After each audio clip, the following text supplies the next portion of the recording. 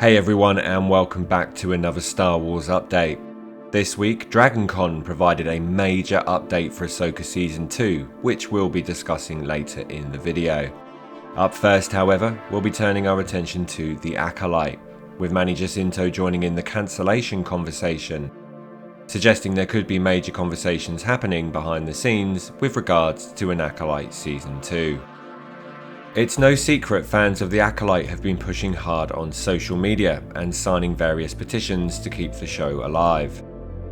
Alongside last week's social media post by Amanda Stenberg, Manny Jacinto, who played Kymir in the series, has now shared his views on the show's cancellation.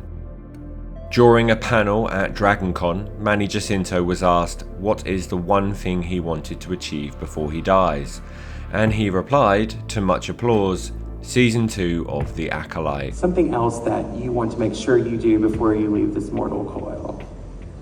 Season 2 of The Acolyte?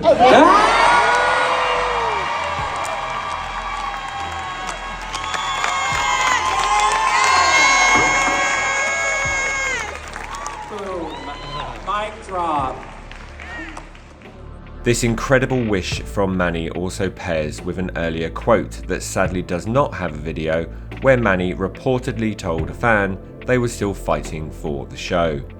This would suggest that the cast and crew are still in behind the scenes discussions with Disney, trying to get a Season 2 brought back from the dead. The panel video certainly gives weight to Manny's off-video comments. Now, given we've heard from Amanda and now Manny, could Leslie Headland be about to share her views? Or could the momentum from fans and cast force Disney's hand in a form of a press release? Now, I've mentioned this in previous videos and it still rings true. I do feel for those who love the show and now have to deal with it being cancelled. But it's still hugely unlikely the show will return. Disney, like any corporation, work off data and metrics. The Acolyte had extremely poor viewing figures and likely made a loss in terms of its budget spend versus its return from ad revenue and merchandise. What we do know is that the Acolyte will live on in the forms of books and comics. Earlier this week it was confirmed both Yord and Jecki will be getting their own prequel novels. And on top of this, Kalnecca has a comic on the way, written by Cavan Scott. So for fans of The Acolyte, the story will continue to roll on and be embellished, just not in the way many had hoped for. The comics and books announced were likely completed prior to the show's cancellation, and whilst their release is somewhat contentious, it's a way for Disney to try and recoup most of the losses generated from the show.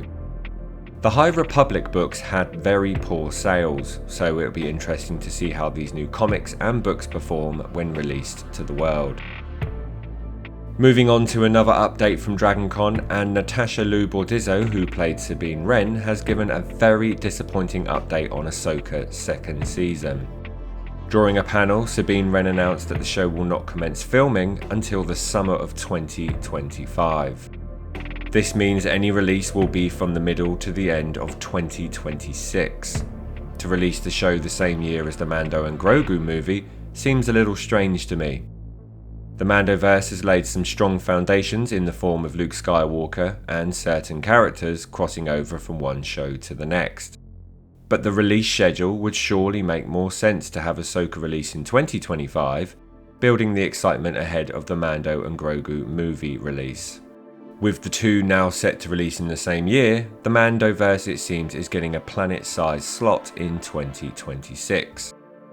Between the Mandoverse being teased and the next installment being released, could anticipation for the event actually begin to decrease?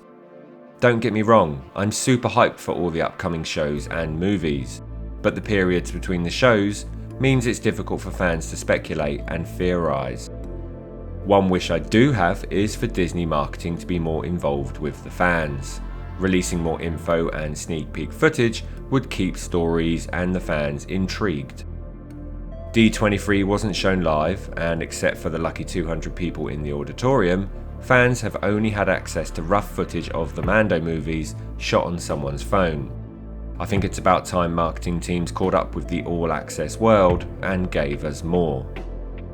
Rough teaser footage shot on a fan's phone is no way to excite the fan base and show off a major cinema release. Either way, with Skeleton Crew releasing later this year and Andor Season 2 early next year, the tumbleweeds could set in for a full year for Star Wars fans. So what are your thoughts on this? Thanks for watching, be sure to subscribe for all the latest Star Wars news and adventures from the channel, and as always, may the Force be with you.